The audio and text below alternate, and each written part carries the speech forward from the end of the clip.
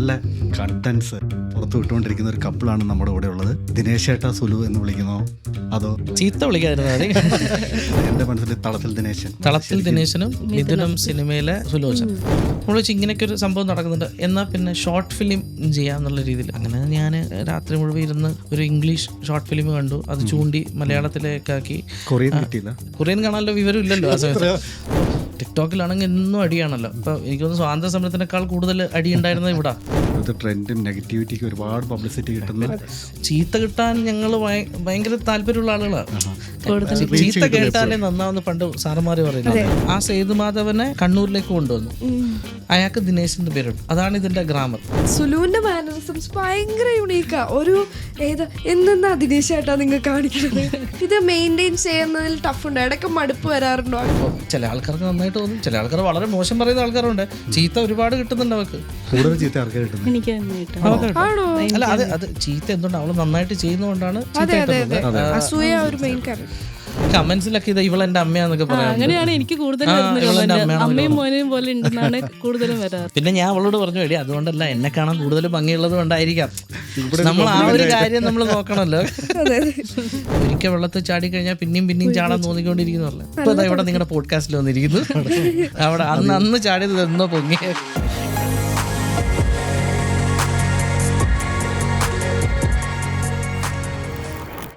അപ്പോൾ നമ്മൾ ദുബായിലെ പ്രവാസികൾ, പ്രത്യേകിച്ചും പ്രവാസികളെ ഒരുപാട് ചിരിപ്പിച്ച്, കുറേ അധികം ചിന്തിപ്പിച്ച്, കുറേ നല്ല കണ്ടൻസ് കുറച്ച് വർഷങ്ങളായിട്ട് പുറത്തു വിട്ടുകൊണ്ടിരിക്കുന്ന ഒരു കപ്പിളാണ് നമ്മുടെ കൂടെ ഉള്ളത്. ദിനേശ് ഏട്ടാ സുലു എന്ന് വിളിക്കണോ അതോ ശരിക്കുള്ള പേര് പബ്ലിഷ് ചെയ്യണോ? അതെ, വിജിൽ അംബിക എന്ന് വിളിക്കണോ എന്നുള്ളത് അവിടെ നിൽക്കട്ടെ. പക്ഷേ നമുക്ക് എല്ലാവർക്കും ഇഷ്ടപ്പെട്ട നല്ല കണ്ടൻസ് കൊണ്ടുവരുന്ന ആൾക്കാരാണ് നമ്മുടെ കൂടെ അണ്ടർ അറസ്റ്റ്. നമ്മൾ അറസ്റ്റ് ചെയ്ത് ഇവിടെ കൊണ്ടുവന്നിട്ടിരിക്കുകയാണ്. അണ്ടർ അറസ്റ്റിൽ വരുന്ന ആദ്യത്തെ കപ്പിളാണ് നമ്മുടെ കൂടെ ഉള്ളത്. വെൽക്കം. താങ്ക് യു രണ്ടുപേർക്കും. എന്ത് വേണം വിളിക്കാം, ദിനേശൻ സുലു എന്ന് വിളിക്കാം, വിജിൽ അംബിക. അതാ കുറച്ചുകൂടി റിലേറ്റബിൾ ആയിട്ടുള്ള. ചീത്ത വിളിക്കാതിരുന്നാ മതി, എന്ത് വേണേലും വിളിക്കാം. ചീത്ത വിളിക്കാനുള്ളതൊക്കെ നമ്മൾ മറ്റുള്ളവർക്ക് വിട്ടുകൊടുത്തു. അത് വിളിക്കുന്നുണ്ടല്ലോ ആളുകൾ വിളിച്ചോളൂ. അതെ, ഈ പേര് ശരിക്കും ഞാൻ എപ്പോഴും കാണുമ്പോൾ ഞാൻ എൻ്റെ മനസ്സിൽ തളത്തിൽ ദിനേശൻ, ആ പേരിൽ നിന്നാണോ വന്നത് അതോ അതിൽ നിന്ന് തന്നെയാണോ വന്നത്? തളത്തിൽ ദിനേശനും പിന്നെ മിഥുനം സിനിമയിലെ നമ്മുടെ സുലോചന. ഓക്കെ, അങ്ങനെ മിക്സ് ചെയ്തിട്ടതാണ്. ഞാനെപ്പോഴും ആലോചിക്കും, ഇപ്പോൾ നമ്മൾ പഴയ കാണുമ്പോൾ വടക്കൻ വടക്ക് നോക്കിയാണ് കാണുമ്പോൾ ദിനേശ് ചേട്ടന് ശോഭയാണ്. എന്തുകൊണ്ട് ഒരു ദിനേശ് ചേട്ടന് ശോഭയിട്ടില്ല? കട്ടക്കോപ്പി എന്ന് പറയില്ല. അതെ, അപ്പൊ അത് മാറ്റി സ്ലൈറ്റ് ആയിട്ട് രണ്ടെണ്ണം കൂടി മിക്സ് ചെയ്തു. അല്ല, അത് ഒന്നാമത്തെ കാര്യം എന്ന് വെച്ച് കഴിഞ്ഞാൽ കണ്ണൂരുകാരനായതുകൊണ്ട് ശ്രീനിവാസൻ സാർ ചെയ്തു വെച്ച കഥാപാത്രങ്ങൾ നമ്മൾ എടുക്കുമ്പോൾ കുറച്ച് നമുക്ക് അതിൻ്റെ ഒരു ലിബേർട്ടി ഉണ്ട്, നമുക്കത് എടുക്കാം എന്നുള്ള രീതിയിൽ.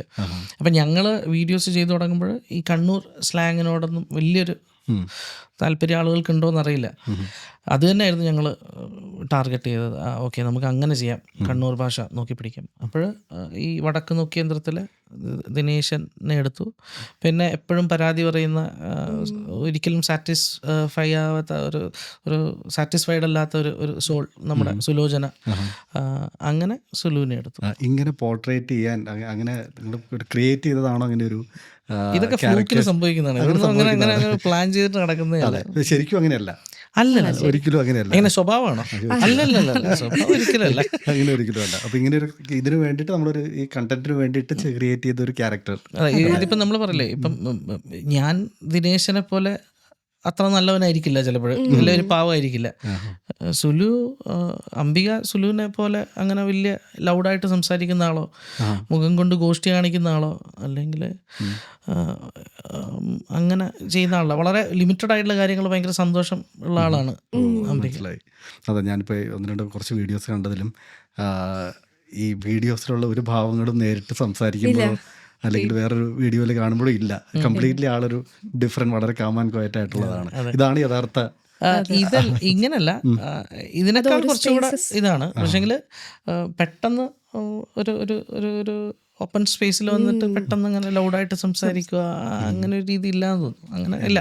പക്ഷെ എൻ്റെ അടുത്ത് എല്ലാ രീതിയും സംസാരിക്കുന്നത് അവളുടെ ഒരു സർക്കിളിൽ, അവളുടെ ഒരു സർക്കിൾ, അവള് കംഫർട്ടബിൾ ആയിട്ടുള്ള അവളുടെ ഫ്രണ്ട്സ്, അടുത്ത ആളുകൾ, ഫാമിലി, അവരോടൊക്കെ എല്ലാ രീതിയിലുള്ള സംസാരമുണ്ട്. ആദ്യം ഡബ് സ്മാഷ് പോലത്തെ അങ്ങനത്തെ വീഡിയോസ് ചെയ്തിട്ടല്ലേ നിങ്ങൾ തുടങ്ങിയത്? ഇല്ല. ലൈക് മ്യൂസിക്, അതായത് ഓരോ ഡയലോഗുകൾ ഞങ്ങൾ അങ്ങനെ. എന്താന്ന് വെച്ച് കഴിഞ്ഞാൽ ഡബ് സ്മാഷിന് ചെയ്യാൻ വേണ്ടിയിട്ട് നല്ല ടൈമിംഗ് ഉള്ള ആളുകൾ വേണം. ഞങ്ങൾക്ക് ഒന്നാമത് അതില്ല. ടിക്ടോക്ക് ആയാലും ഡബ് സ്മാഷ് ചെയ്യാനുള്ള ആ ഒരു സ്കില്ല് ഞങ്ങൾക്കില്ല. പക്ഷേ ഞങ്ങൾ ചെയ്തു നോക്കി. അതൊക്കെ ഫ്ലോപ്പായിരുന്നു. അതൊക്കെ പിന്നെ പറയാലോ, നമ്മൾ പോലും കാണാൻ ഇഷ്ടപ്പെടാത്ത 2-3 ഡബ് സ്മാഷിംഗ് ആണ് അല്ലേ? 2019 എനിക്കൊന്ന് ജില്ലയൊക്കെ ഇറങ്ങിയ സമയത്ത് എങ്ങാനും ഒരു ഡബ് സ്മാഷ് ചെയ്തിട്ടുണ്ടായിരുന്നു. അത് തന്നെ അതായിരുന്നു. പിന്നെ കിലുക്കം അങ്ങനെ എന്തോ കിലുക്കം അങ്ങനത്തെ മലയാളം 2-3 2019 വലിയ ബുദ്ധിമുട്ടില്ലാത്ത രീതിയിൽ അല്ലാതെ ഇപ്പോഴത്തെ ആളുകളൊക്കെ ചെയ്യുന്ന പോലെ ഭയങ്കര ഈ ഫുൾ ഡയലോഗ് പഠിച്ച് ഒന്നാമത് നമ്മൾ പകുതി ആകുമ്പോഴേക്ക് മറന്നു പോകും. അപ്പോൾ പിന്നെ അത് നടക്കില്ല. എവിടുന്ന ഇതൊന്ന് സ്റ്റാർട്ട് ചെയ്തത്? അതായത് നമ്മൾ കണ്ടന്റ് ക്രിയേഷനിലേക്ക് ഇറങ്ങുന്നു, അല്ലെങ്കിൽ നമുക്ക് ഇതൊക്കെ ചെയ്തു തുടങ്ങിയാൽ ഒരു വൈബായിരിക്കും എന്നൊക്കെയുള്ള ഒരു ഡിസിഷനോ, അല്ലെങ്കിൽ അത് തന്നെ വന്നതാണോ? ഇങ്ങനെ ആ ഒരു ഫ്ലോ ഉണ്ടായത്? കാരണം ഒരു പോയിന്റ് കഴിഞ്ഞപ്പോൾ നിങ്ങൾ പറയണ കണ്ടന്റ് തന്നെയാണ് ഇട്ടുണ്ടായിരുന്നത്. ബട്ട് ഏർലി കാലത്തൊന്നും നമ്മൾ അങ്ങനെ ആ പറയണ കണ്ടന്റ് ഉള്ള വീഡിയോസ് കണ്ടു തുടങ്ങിയിട്ടില്ല. പക്ഷെ അപ്പം തന്നെ നിങ്ങൾ ഇടാൻ തുടങ്ങി. അപ്പോൾ ആ ഒരു ഡിസിഷനോ അല്ലെങ്കിൽ ആ ഒരു വരവ് എങ്ങനെയായിരുന്നു അതിലേക്ക്? വരവ് എന്നല്ല, ഞങ്ങൾ ആദ്യ സമയത്ത് തന്നെ ഇങ്ങനെ എന്തെങ്കിലുമൊക്കെ, ഇപ്പം ഞാൻ സ്കൂളിലൊക്കെ പഠിക്കുമ്പോൾ ഞാൻ ഇച്ചിരി മിമിക്രിയൊക്കെ ചെയ്യും. അപ്പോഴും നമുക്ക് പിന്നെ ഞാൻ എൻ്റെ പിന്നെ കോളേജൊക്കെ ബാംഗ്ലൂരായിരുന്നു. അപ്പോൾ അവിടെ പോയത് എല്ലാം ഡ്രൈ ആയി, പിന്നെ ഒന്നുമില്ല. പിന്നെ അതിനുശേഷം ഞാൻ കേരളത്തിലോട്ടൊക്കെ അധികം വല്ലപ്പോഴൊക്കെ വരാറുള്ളൂ. പിന്നെ ബോംബെയും ഡൽഹി അങ്ങനെയൊക്കെ ആയിരുന്നു. അപ്പോൾ നമ്മുടെ ഉള്ളിലുള്ള കാര്യങ്ങൾ ഇപ്പോൾ ഒരു ഹിന്ദി സ്പീക്കിംഗ് അല്ലെങ്കിൽ ഒരു സ്പീക്കറുടെ അടുത്ത് പോയിട്ട് നമ്മൾ മമ്മൂട്ടിയോ മോഹൻലാലിനെയോ സുരേഷ് ഗോപിയോ കാണിച്ചു കഴിഞ്ഞാൽ ചിലപ്പോൾ അവർ അത്രത്തോളം രസിച്ചൊന്നും വരില്ല. അപ്പോൾ നമ്മുടെ രീതികൾ അവരുടെ അക്സെപ്റ്റബിൾ അല്ല. അങ്ങനെ ഇത് മുരടിച്ചുകൊണ്ടിരിക്കുമായിരുന്നു. പിന്നെ കല്യാണം കഴിഞ്ഞ് ദുബായിൽ വന്നപ്പോൾ ഇങ്ങനെയൊരു സ്പേസ് ഉണ്ട്. മീൻസ് ഇങ്ങനെ ആളുകളൊക്കെ ഇങ്ങനെ വീഡിയോസൊക്കെ ചെയ്യുന്നുണ്ട്, ഈ ഡബ് സ്മാഷും. പിന്നെ വേറെ എന്തോ ഒരു സംഭവം ഉണ്ടായിരുന്നല്ലോ, മ്യൂസിക്കലി എന്ന് പറയുന്ന സംഭവമൊക്കെ ഉള്ളപ്പോൾ നമ്മൾ വെച്ച് ഇങ്ങനെയൊക്കെ ഒരു സംഭവം നടക്കുന്നുണ്ട്, എന്നാൽ പിന്നെ ഷോർട്ട് ഫിലിം ചെയ്യാന്നുള്ള രീതിയിൽ. അങ്ങനെ ഞാൻ ഇങ്ങനെ രാത്രി മുഴുവൻ ഇരുന്ന് പിന്നെ ഒരു ഇംഗ്ലീഷ് ഷോർട്ട് ഫിലിം കണ്ടു. അത് ചൂണ്ടി മലയാളത്തിലേക്കാക്കി. ഇല്ല, കൊറിയൻ കാണാനുള്ള വിവരം ഇല്ലല്ലോ ആ സമയത്ത്. കൊറിയക്കാരനെ കണ്ടാൽ പോലും മനസ്സിലാവില്ല. പിന്നെ എനിക്കറിയില്ല. അപ്പോൾ ഒരു ഇംഗ്ലീഷ് അധികം ഒരുപാട് ആളുകൾ കാണാത്ത, മീൻസ് അതായത് വാച്ച് ടൈം വളരെ കുറവുള്ള, വ്യൂവർഷിപ്പ് വളരെ കുറവുള്ള ഒരു ഷോർട്ട് ഫിലിം എടുത്തു. അത് മലയാളത്തിലാക്കി. അപ്പം അത് മലയാളത്തിലാക്കി നമ്മൾ ജബൽ ജയ്സിലെങ്ങാനും പോയിട്ട് ഷൂട്ട് ചെയ്തു. ആ വെയിൽ കൊണ്ട് ടാൻ അടിച്ചതല്ലാതെ വേറെ ഒരു ഗുണം ഉണ്ടായില്ല. അതിറങ്ങി ആളുകളൊക്കെ മോശം പറഞ്ഞു, എന്തിനാണ് ഈ പരിപാടി കേൾക്കുന്നതെന്ന് പറഞ്ഞു. അപ്പോഴും നമ്മൾ ഇത് എല്ലാവർക്കും അയച്ചു കൊടുക്കും. വേറെ ആക്ടേഴ്സ് ഉണ്ടായിരുന്നു? അല്ലല്ല, ഞാനും ഇവളില്ല ആ സമയത്ത്. ഒറ്റയ്ക്ക് ഞാനും പിന്നെ വേറൊരു ഫ്രണ്ടും വേറെ 3 പേര് ചേർന്നിട്ട് ഷൂട്ട് ചെയ്തു. 2 പിന്നെ ആക്ടേഴ്സ് അങ്ങനെയൊക്കെ ആയിട്ട്. ഓക്കെ. അപ്പം നമ്മളെല്ലാവർക്കും ഇത് അയച്ചു കൊടുക്കും. ഇങ്ങനെ മോഹൻലാൽ, മമ്മൂട്ടി, സുരേഷ് ഗോപി, കുറേ ഡയറക്ടേഴ്സ്, എല്ലാ ആളുകൾക്കും, മിമിക്രി ആർട്ടിസ്റ്റുകൾ, അങ്ങനെ ആരെങ്കിലും കണ്ടെന്തെങ്കിലും പറയുന്നതിനുള്ള രീതിയിൽ. അങ്ങനെ ഒരു ഡയറക്ടർ പിന്നെ ഇങ്ങനെ ഒരു ചുമ്മാ ഒഴിവാക്കാൻ വേണ്ടി കമൻറ്റ് ചെയ്തതാണ്. അഭിനയിച്ച് നോക്കിക്കോളൂ, കുഴപ്പമില്ല, ഓക്കെ ആണ് എന്നുള്ള രീതിയിൽ പറഞ്ഞു. അപ്പോൾ ഉടനെ നമുക്ക് ആവേശമായി. ഫ്ലോപ്പ് ആയാലും അപ്പം നമ്മളൊക്കെ പറയില്ല, ഫസ്റ്റ് പടം ഫ്ലോപ്പായിരിക്കും. മോഹൻലാലിൻ്റെ ഫസ്റ്റ് പടം തിരനോട്ടം ഇറങ്ങിയില്ല എന്നൊക്കെ പറയുന്നത് പോലെ നമ്മൾ വിചാരിച്ചു. എന്നാൽ പിന്നെ അടുത്തതും ഇതേപോലെ ഇങ്ങനെ നമ്മൾ കണ്ണൂർ ഭാഷയെല്ലാം പറഞ്ഞാൽ പട്ടിണിയും പായ്യാരും ചേർന്നിട്ടൊരു കഥ ഉണ്ടാക്കി. ഭാര്യ മരിക്കുന്നു എന്നുള്ള രീതിയിലൊക്കെ ഉള്ളൊരു ഉണ്ടാക്കി. അതും ഇറക്കി, അതും പൊട്ടി. അതും പൊട്ടിക്കഴിഞ്ഞപ്പോൾ എൻ്റെ ഒരു ഫ്രണ്ട് എന്നോട് പറഞ്ഞു, ഈ പരിപാടി ശരിയാവില്ല, ഇപ്പോഴത്തെ ട്രെൻഡ് കോമഡിയാണ്, കോമഡി പിടിച്ചു നോക്കുന്നത്. കോമഡി എന്ന് പറഞ്ഞപ്പോൾ തൊട്ടാ പൊള്ളുന്ന പരിപാടിയല്ലേ, കോമഡി നടക്കില്ല എന്നുള്ള രീതിയിൽ. പക്ഷേങ്കിൽ ഒരു ദിവസം ഞങ്ങളിങ്ങനെ പുറത്ത് പോയി നടന്നുകൊണ്ടിരുന്നപ്പം ഞങ്ങളുടെ ജീവിതത്തിൽ നടന്നൊരു ഒരു ഇൻസിഡൻറ്റ്. ആ സമയത്ത് നമ്മളിങ്ങനെ ചിരിച്ചു. പിന്നെ ഞാൻ പറഞ്ഞു, നമുക്ക് എഴുതി നോക്കാം. എഴുതി നോക്കിയപ്പോഴും കൊള്ളാം എന്നുള്ള രീതിയിൽ വന്നു. പക്ഷേ അത് ഷൂട്ട് ചെയ്ത് കഴിഞ്ഞപ്പം അത് വൃത്തികേടായി. പക്ഷേ അത് എൻ്റെ ഫ്രണ്ട് പറഞ്ഞു, അവൻ ചിലപ്പം നന്നാവാൻ വേണ്ടി പറഞ്ഞാണോ എന്നെ മോശമാക്കാൻ പറഞ്ഞാണോ എന്നല്ല. അവൻ പറഞ്ഞു, കൊള്ളാം, അടിപൊളി, ഇട്ടോ, കലക്ക സാധനം എന്ന് പറഞ്ഞു. അപ്പം ഞാൻ പിന്നെയും വെച്ചു ഹോൾഡ് ചെയ്തു. പിന്നെ ഒരു ദിവസം ചോദിച്ചു, അല്ല ഇനിയിപ്പോൾ ഫേസ്ബുക്കിലൊക്കെ ആർക്കറിയാനാണ്, കൂടി വന്ന ഒരു 400 ഫ്രണ്ട്സ് എങ്ങനെ ഉണ്ടാവും, 350-400 ഫ്രണ്ട്സ് ആണല്ലോ ആവറേജ്. ഇപ്പോഴല്ലേ 5000 ഒക്കെ പോകുന്നത്. അവരിപ്പം അവരെ കാണാതെ നടന്നു കഴിഞ്ഞാൽ ഞാൻ രക്ഷപ്പെടുമല്ലോ. അപ്പം ഞങ്ങളതങ്ങ് ഇട്ടു. ഫേസ്ബുക്കിലായിരുന്നു. പക്ഷെ അതൊരു 5 ലക്ഷം പേര് കണ്ടു ഫസ്റ്റ് വീഡിയോ. അത് പാർസലിനായിരുന്നു അതിൻ്റെ പേര്. അതങ്ങനെ കണ്ടപ്പോൾ കുറേ ആളുകൾ ഇങ്ങനെ പറയാൻ തുടങ്ങി, അത് കൊള്ളാം കേട്ടോ, ഭാഷ കൊള്ളാം എന്ന് പറഞ്ഞു. ആ വീഡിയോയിൽ ഞാൻ കൂടുതലും കണ്ണൂർ ഭാഷയല്ല പറയുന്നത്, ഞാൻ കുറച്ച് പോളിഷ്ഡ് ആയിട്ടുള്ള ഭാഷയല്ല സംസാരിക്കുന്നത്. നമ്മളിപ്പോൾ ഫേക്ക് ആക്സെന്റ് പറയില്ലേ, ഇപ്പൊ പറയുന്ന പോലെ, ഇപ്പൊ ഞാൻ പറയുന്ന പോലെ കണ്ണൂർ ടച്ചില്ലാതെ ഒരു ഇച്ചിരി ഫേക്ക് ആയിട്ടാണ് പറയുന്നത്. അപ്പം ഇവൾക്ക് കുറച്ച് കണ്ണൂർ വാക്കുകൾ വന്നു. അപ്പം ഈ വാക്കുകൾ ചില ആളുകൾ ഐഡൻറ്റിഫൈ ചെയ്തു. അവർ പറഞ്ഞു അത് കൊള്ളാം, കണ്ണൂർ ഞങ്ങൾ പണ്ട് മറന്ന വാക്കാണെന്നൊക്കെ പറഞ്ഞപ്പോൾ പിന്നെ ഞങ്ങളത് പിന്നെ ഇങ്ങനെ പറഞ്ഞില്ലേ, ഒരിക്കൽ വെള്ളത്തിൽ ചാടിക്കഴിഞ്ഞാൽ പിന്നെയും ചാടാൻ തോന്നിക്കൊണ്ടിരിക്കുന്നു പറഞ്ഞേ. അങ്ങനെ പോയി. ഇപ്പൊ ഇവിടെ നിങ്ങളുടെ പോഡ്കാസ്റ്റിൽ വന്നിരിക്കുന്നു. അവിടെ അന്ന് ചാടിയത് എന്നോ പൊങ്ങി ഇവിടെ എത്തിച്ചു. നിങ്ങളുടെ കൂട്ടുകെട്ട് അല്ലെങ്കിൽ നിങ്ങൾക്ക് ചുറ്റുമുള്ള ആൾക്കാർ നിങ്ങളുടെ സപ്പോർട്ട് സിസ്റ്റമായിട്ട് നിൽക്കുന്നത്, അത് നിങ്ങളെ വലിയ രീതിക്ക് നിങ്ങളെ ഭയങ്കരമായിട്ട് മോട്ടിവേറ്റ് ചെയ്യുന്ന ഒരു കാര്യമല്ലേ ഇപ്പോൾ? അതായത് ആ ഒരു സ്പേസിനെ പറ്റിയിട്ടുള്ള എന്താണ് നിങ്ങൾക്കൊരു ആരൊക്കെയാണ് സപ്പോർട്ട് സിസ്റ്റം? നിങ്ങൾ മാത്രമാണ് അങ്ങോട്ട് സപ്പോർട്ട് ചെയ്യുന്നത്, വേറെ ചുറ്റും അതായത് നിങ്ങൾക്ക് ചുറ്റുമുള്ള ആൾക്കാരും നിങ്ങളുടെ ഒരു ഈ പോസിറ്റിവിറ്റിക്ക് ഒരു കാരണമാണ് ആക്ച്വലി. സോ അതിൻ്റെ ആ ഒരു ബന്ധം എങ്ങനെയാണ്? ഇപ്പോഴ് ഞങ്ങൾക്ക് അങ്ങനെ പറയാൻ അറിയില്ല. കാരണം വീഡിയോ ചെയ്യുന്നത് കൊണ്ടൊരു സ്പെഷ്യൽ കൺസിഡറേഷൻ ആരും തന്നിട്ടില്ല, അല്ല തരാറില്ല. അതിനെക്കുറിച്ച് നമ്മൾ വീഡിയോ ചെയ്ത് പോസ്റ്റ് ചെയ്യുന്നതല്ലാതെ ഞാനിപ്പോൾ എൻ്റെ ഒരു ഫ്രണ്ടിനോട് പറയാറില്ല, ഞാനൊരു വീഡിയോ ചെയ്തിട്ട് കൊലക്കം വീഡിയോ കേട്ടോ കാണാൻ എൻ്റെ അമ്മയെ ഞാൻ തന്നെ ചിരിച്ചു എന്നൊക്കെ. അങ്ങനത്തെ ഒരു രീതി എനിക്കും ഇല്ല ഇവക്കും ഇല്ല. അല്ലെങ്കിൽ വീഡിയോ എടുത്ത് നമ്മുടെ ഫാമിലിക്ക് അയച്ചു കൊടുത്തിട്ട് കലക്കനൊരു വീഡിയോ ഞാൻ ഇട്ടിട്ടുണ്ട് അങ്ങനെ പറയുന്ന രീതിയില്ല. അപ്പം അതുകൊണ്ട് തന്നെ അവരെന്തോ ചെയ്യുന്നു എന്നുള്ള രീതിയിൽ മാത്രമേ ഉള്ളൂ. അങ്ങനെ ഇപ്പം ഈവൻ ഫ്രണ്ട്സ് ആയാലും അവർക്ക് അറിയാം, അങ്ങനെ അവരെ ഫോഴ്സ് ചെയ്ത് കാണിക്കുക, നിങ്ങളത് കാണണം, നിങ്ങളത് ഷെയർ ചെയ്യും. ഞങ്ങളുടെ വീഡിയോസിൽ ഇടക്കാലിട്ടിട്ടുണ്ടായിരുന്നു. കാരണം കുറേ ആളുകൾ പറഞ്ഞു ഇങ്ങനെ നീ എന്തെങ്കിലും ചെയ്യുന്നൊക്കെ പറഞ്ഞു. ഞങ്ങൾ please like share and comment ഞങ്ങൾ പറയാറില്ല. ഞങ്ങൾ അങ്ങനത്തെ ഒരു കാര്യങ്ങളും ഒരു ആർഭാടങ്ങളും ഞങ്ങൾ അതിനകത്ത് കൊടുക്കാറില്ല. അത് ഇപ്പം ഞങ്ങളുടെ മൈൻഡ് സെറ്റ് പോലെയാണ്. നിങ്ങൾക്ക് ഇഷ്ടമുണ്ടെങ്കിൽ കാണുക എന്നുള്ള. ചില കോണ്ടന്റുകൾ നിങ്ങൾക്ക് ഇഷ്ടപ്പെടില്ല. ഇപ്പം ഞങ്ങളൊരു home made husband and wife video ആണ് ചെയ്യുന്നത്. അപ്പോൾ അതെല്ലാവർക്കും ഇഷ്ടപ്പെടണമെന്നില്ല. ഇപ്പം ഞാൻ പറയാം, ഒരു 4 years ബാക്ക് എൻ്റെ ഒരു ഫ്രണ്ട് കല്യാണം കഴിഞ്ഞിട്ടില്ലായിരുന്നു. ആ സമയത്ത് അപ്പോൾ അയാൾ എൻ്റെ ഒരു വീഡിയോ കണ്ടപ്പോൾ അയാൾ എന്നോട് പറഞ്ഞു, വിജിൽ ബ്രോ ഇത് ഭയങ്കര ബോറാണ് കേട്ടോ, ഇത് എപ്പോഴും ഈ ഹസ്ബൻഡ് ആൻഡ് വൈഫ് ഇങ്ങനെയൊക്കെയാണോ എന്ന്. അവൻ കല്യാണം കഴിഞ്ഞിട്ട് ആ സെയിം വീഡിയോ അവൻ എന്നോട് പറഞ്ഞു, ബ്രോ ഇങ്ങനെയൊക്കെ നടക്കുമല്ലേ. അപ്പോൾ അത് ഓരോ ആളുകളുടെ സെൻസിബിലിറ്റി, അയാളുടെ രീതികളൊക്കെയാണ്. അപ്പം ഇതെങ്ങനെ റിലേറ്റ് ചെയ്യാൻ പറ്റുന്നു എന്നുള്ളതാണ്. നമ്മൾ റിയൽ ലൈഫിൽ ഒരുപാട് ആളുകൾക്ക് ഇത് കാണുമ്പോൾ ചിലപ്പോൾ അവരുടെ ലൈഫായിട്ട് റിലേറ്റ് ചെയ്യാൻ പറ്റും. ആ റിലേറ്റ് ചെയ്യുന്നവരാണ് ഇത് കൂടുതൽ അക്സെപ്റ്റ് ചെയ്യുന്നത്. പിന്നെ അതിനോട് എതിരഭിപ്രായം ഉള്ളവരും ഉണ്ടാവും. നമുക്കില്ലേ, നമ്മളൊരു സിനിമ കണ്ടു കഴിഞ്ഞാൽ നമുക്ക് ഇപ്പം നമ്മള് ഒരു ക്യാമറയ്ക്ക് മുന്നിൽ വന്നിട്ട് പറയണമെന്നല്ല, പക്ഷെ നമുക്കൊരു പേഴ്സണൽ ഒരു ഒപ്പീനിയൻ ഉണ്ട്. എല്ലാവരും നല്ല ഹിറ്റ്. ഇപ്പോഴും ആളുകൾ സിനിമയൊക്കെ അഭിപ്രായം പറയുന്നത് എന്താ വെച്ച് കഴിഞ്ഞാൽ, പടം കണ്ടു കഴിഞ്ഞാൽ നമ്മളിങ്ങനെ നോക്കും, ഇങ്ങനെ നോക്കിയിട്ട് പിന്നെ എങ്ങനെ ഉണ്ടായിരുന്നു പറഞ്ഞു, കൊള്ളാം. അതാണ് ആളുകൾ. അല്ലാതെ സ്വന്തമായിട്ട് അഭിപ്രായം ഇല്ല. നമ്മളൊരു പടം പുറത്തിറങ്ങി കഴിഞ്ഞാൽ ദൈവം ഇപ്പം ഞാനെങ്ങാനും മോശം പറഞ്ഞു കഴിഞ്ഞാൽ നാട്ടുകാരെന്ത് പറയും, നാട്ടുകാരെന്നെ ഒരു മുരാച്ചിയാക്കും എന്നുള്ളൊരു എല്ലാവർക്കും ഭയമാണ് ഇപ്പോഴും. ആ ഒരു ഡിജിറ്റൽ സ്പേസിൽ നമ്മൾ എന്ത് പറയുന്നു. അപ്പം ആളുകൾ പലതും പറയും. നോട്ടീസ് ചെയ്യപ്പെടാൻ വേണ്ടി ആളുകൾ ചിലപ്പോൾ ഭയങ്കര മോശം കാര്യങ്ങളൊക്കെ പറയുമായിരിക്കും.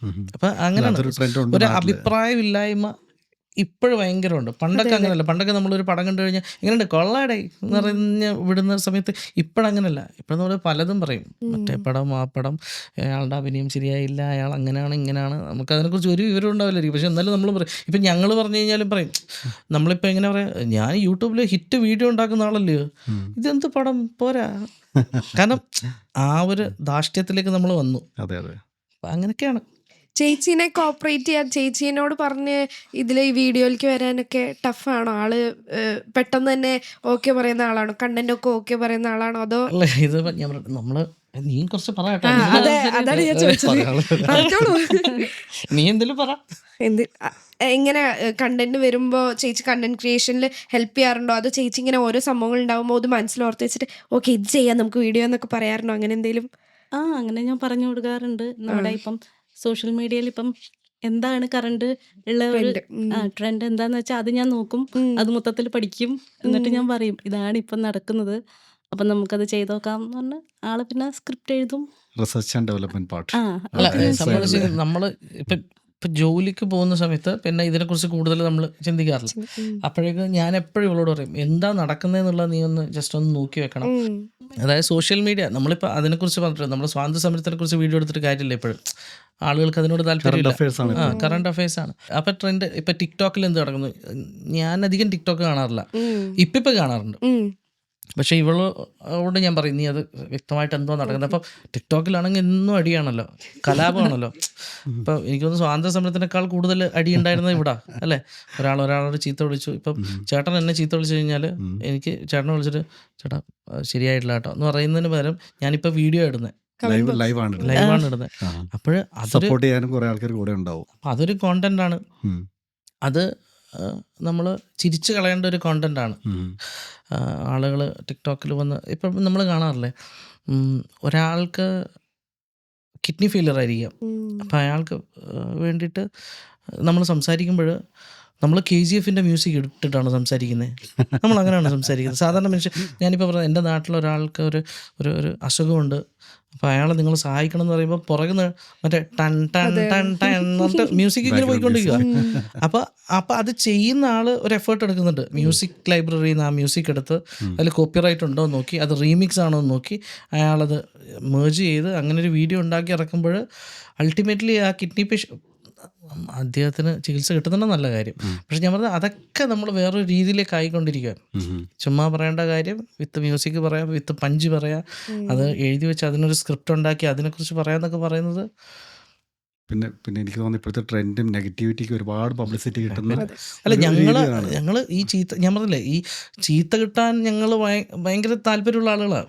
കാരണം അങ്ങനെയാണ് ആളുകള് ചീത്ത കേൾക്കുമ്പോഴാണ് കൂടുതൽ. പിന്നെ ചീത്ത കേട്ടാലേ നന്നാവുന്ന പണ്ട് സാറന്മാര് പറയുന്നത്. അതാണ് ചീത്ത കേൾക്കണം, ചീത്ത കമന്റ്. പണ്ടത്തെ ചീത്ത പറച്ചിലാണ്. പിന്നെ ചേച്ചിക്ക് അതായത് ചേച്ചിയുടെയൊക്കെ വീഡിയോസിൽ ഡയലോഗ്സിനെക്കാട്ടിലും കൂടുതൽ ഫേഷ്യൽ എക്സ്പ്രഷൻ വെച്ചിട്ട് എങ്ങനെ പറ്റുള്ളൂ?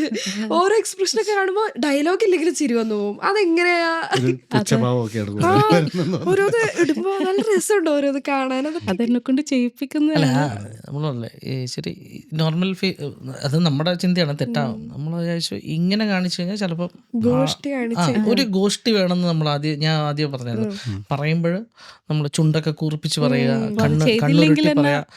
അപ്പൊ നല്ല വഴക്കും കിട്ടും. നമ്മളെ ഷൂട്ടിംഗ് സമയത്ത് ഭയങ്കര അടിയായിരിക്കും ഞങ്ങൾ എപ്പോഴും.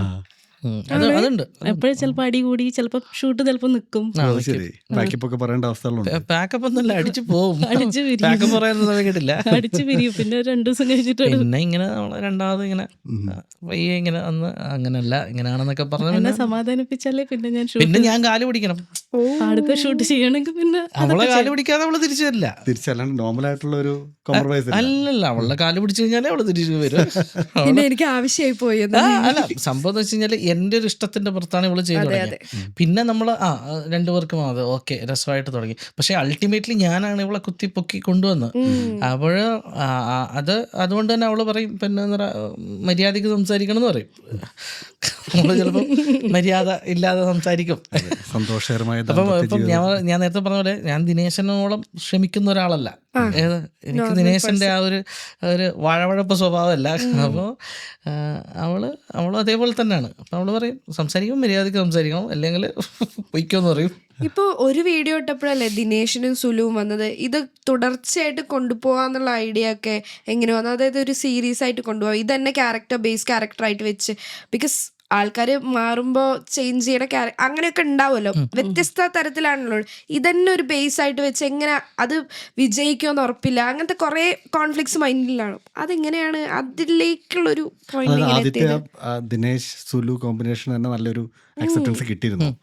അതെ, ദിനേശൻ സുലു എന്നുള്ള പേരിന് ഇപ്പം ഞാൻ ആ സമയത്ത് ആലോചിച്ചുകൊണ്ടിരുന്നപ്പോൾ ഞാൻ ചില ഫ്രണ്ട്സിനോടൊക്കെ പറഞ്ഞു, അവരുടെ കുറച്ചുകൂടെ നല്ല പേര്, ഇന്നത്തെ കാലത്തിന് പറ്റിയൊരു പേര്. ഇപ്പം നമ്മൾ പറയല്ലോ ഇതിപ്പോൾ ഇച്ചിരി കുറച്ച് 90s പേരാണ് ആണ് അല്ലേ, 90s ലെ പേരാണ് 90s 80s പേരാണ്. അപ്പോൾ ആ ഒരു പേര് വേണോ? കുറച്ച് നല്ല ഋത്തിക് റോഷനൊക്കെ കളിക്കുന്ന ഋത്തിക്നോ ഋത്തേഷ്നോ രാഹുൽ റോഹൻ രാഹുൽ റോഹൻ അങ്ങനെയൊക്കെ എന്നൊക്കെ ഇടുന്നല്ലേ നല്ലത്. അപ്പം നാളെ ആരെങ്കിലും ഒക്കെ അപ്പം ഞാൻ പറഞ്ഞു അല്ല, ആ പേര് നമ്മളെ ചിലപ്പോൾ അതെ നമ്മളെ ഐഡന്റിഫൈ ഒരു ഇത് ചെയ്തേക്കാം, നമ്മൾ ഒരു ആഡഡ് അഡ്വാൻറ്റേജ് ആയിരിക്കാം. അത് ഒരു അഡ്വാൻറ്റേജ് ഉണ്ടാക്കിയിട്ടുണ്ടെന്ന് എനിക്ക് തോന്നുന്നു. കാരണം ആ ഒരു തീർച്ചയായിട്ടും വിളിയിലും ഇപ്പം ദിനേശ് ചേട്ടാന്ന് അവൾ വിളിച്ചപ്പോഴാണ് കുറേ ആളുകളത് പിന്നെ റെക്കഗ്നൈസ് ചെയ്ത്. മീൻസ് ഇപ്പം ആളുകൾക്ക് എൻ്റെ പേര് എന്നെ സതീഷ് ചേട്ടാന്ന് വിളിക്കുന്ന ആളുണ്ട്, പക്ഷേങ്കിൽ സുലൂനെ മാറിപ്പോകാറില്ല. മീൻ എന്തുകൊണ്ടും ഇവളുടെ ഒരു പെർഫോമൻസ് ആണ് ആ വീഡിയോയിൽ ഹൈലൈറ്റ് ചെയ്ത് നിൽക്കുന്നത് എപ്പോഴും. അപ്പം ഞാൻ ചില വീഡിയോസിൽ വില്ലനായിട്ടോ, means villain in the sense കൊടൂര വില്ലൻ എന്നല്ല പറയുന്നത്, നമ്മൾ പറയല്ല, ഐഡിയോളജി പ്രകാരം അയാൾ ഇച്ചിരി ഒരു നെഗറ്റീവ് ഷെയ്ഡാണ് അയാൾക്ക്. അപ്പോൾ എല്ലാവർക്കും സുലൂനെ അറിയാം. അപ്പം അത് നമ്മുടെ ചിലപ്പോൾ ഞാൻ നേരത്തെ പറഞ്ഞ പോലെ ഇതൊക്കെ സംഭവിച്ചു പോയതല്ല, അല്ലാതെ നമ്മൾ പ്ലാൻ ചെയ്തിട്ടൊന്നും ചെയ്യാൻ വേണ്ടിയിട്ട്. ഒന്നാമത് നമുക്ക് അങ്ങനെ ഒരു പ്രതീക്ഷേൻ്റെ ബാഗേജ് ഒന്നും ഇല്ല, ആർക്കും താല്പര്യമില്ല ഇവന്മാർ വീഡിയോ ഇടുന്നു, ഞങ്ങൾ വീഡിയോ ഇടുന്നു ആർക്കും താല്പര്യമില്ല.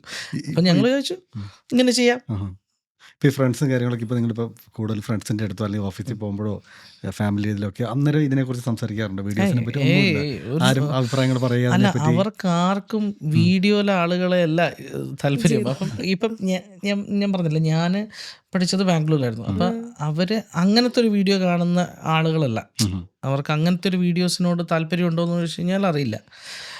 ഇപ്പം അവർ വന്നു കഴിഞ്ഞ് കഴിഞ്ഞാൽ നമുക്ക് പറയാൻ ഒരുപാട് ഗോസിപ്പുകളുണ്ട്, നാട്ടുകാരെ മുഴുവൻ കുറ്റം പറയാനുണ്ട് നമുക്ക്. കാരണം നമ്മൾ പറയല്ലോ, നമ്മൾ ഒന്നിച്ചിരുന്നിട്ട് നമ്മളെന്ത് സംസാരിക്കാനാ, റോക്കറ്റ് ഉണ്ടാക്കുന്നതിനെ കുറിച്ച് സംസാരിക്കാൻ പറ്റില്ലല്ലോ. അപ്പം നമ്മൾ കുറേ ഗോസിപ്പുകൾ സംസാരിക്കുന്ന സമയത്ത് ആരും മറ്റേ വീഡിയോ കണ്ടായിരുന്നു, വലക്കി, അഭിനയം ഉഷാർ, അങ്ങനെയൊന്നും ആരും പറയാറില്ല. അറിയാത്ത ആളുകൾ മാത്രമേ നമ്മളോട് വന്ന് പറയാറുള്ളൂ. അപ്പോൾ അതുകൊണ്ട് തന്നെ നമ്മൾ ഒരാൾ അപ്രിഷ്യേറ്റ് ചെയ്ത് കഴിഞ്ഞാലും ഒരാൾ വളരെ മോശമായിട്ട് പറഞ്ഞു കഴിഞ്ഞാലും അങ്ങനൊരു പ്രശ്നം നിങ്ങൾക്ക് ഉണ്ടാവാറില്ല. സ്റ്റാർട്ടിങ്ങിലുണ്ടായിരുന്നു അങ്ങനെ സ്റ്റാർട്ടിങ്ങിൽ ചില ആളുകൾ ഇപ്പോൾ ഒരു ഇൻസിഡൻറ്റ് പറയാം. നമ്മൾ അല്ലാതെ നമ്മൾ ആ ബ്രിഡ്ജ് ഇറങ്ങി വരുന്ന സമയത്ത് അല്ലേ, ബ്രിഡ്ജ് ഇറങ്ങി വരുന്ന സമയത്ത് ഞങ്ങൾ വീഡിയോ ഒരു 3-4 വീഡിയോസൊക്കെ ഇറങ്ങി. അപ്പോൾ ഒരാൾ ഒരൊറ്റ അടി എൻ്റെ പറയില്ല, എടാ കള്ള ദിനേശാന്ന് പറഞ്ഞിട്ട് അയാൾ സ്നേഹത്തിലടിച്ച. പക്ഷെ എനിക്കത് ഇഷ്ടപ്പെടില്ല. നമ്മുടെ ഒരാളെ പെട്ടെന്ന് കയറി വന്ന് ഒറ്റ അതൊരു രീതിയിലുള്ള ആക്സെപ്റ്റൻസ് ആയിരുന്നു നമ്മൾ പിന്നെ മനസ്സിലാക്കുന്നത്.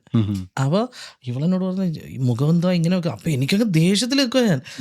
ഒരാൾ പുറകിൽ ചൂടത്താണ് ഒറ്റടി, എടാ കള്ള ദിനേശ നീ എന്തോടാ നീ പ്രതീക്ഷിക്കുന്നില്ല. അപ്പോൾ നമ്മളങ്ങനെ അടിച്ചു നമ്മൾ നാട്ടിലാണെങ്കിൽ തിരിഞ്ഞു കയറി അടിക്കില്ലേ. അപ്പം അതല്ല ഒരാളുടെ സെൻസിബിലിറ്റി.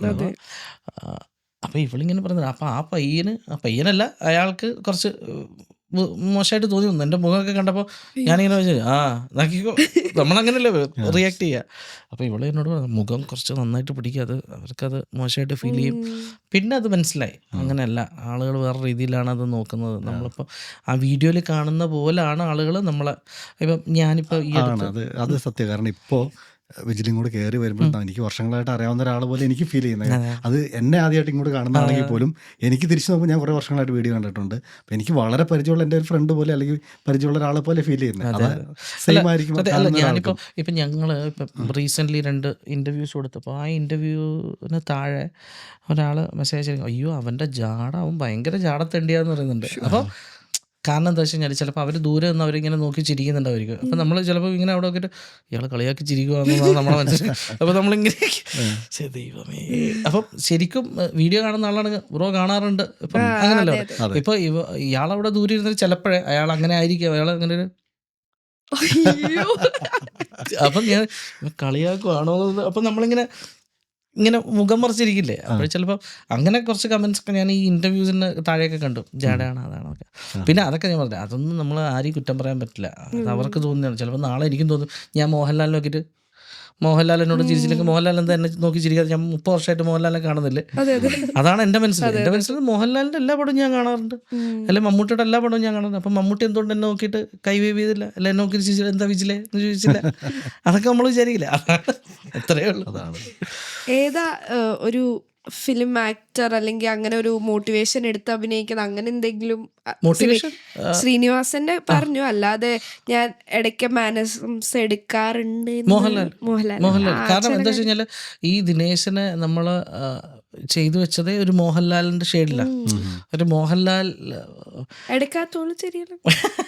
തോളും ചെറിയാറിന്റെ പിന്നെ അത് കവളും ഭയങ്കര വീർപ്പിക്കണം. മോഹൻലാലിന്റെ കട്ട് ഫാനാണ്.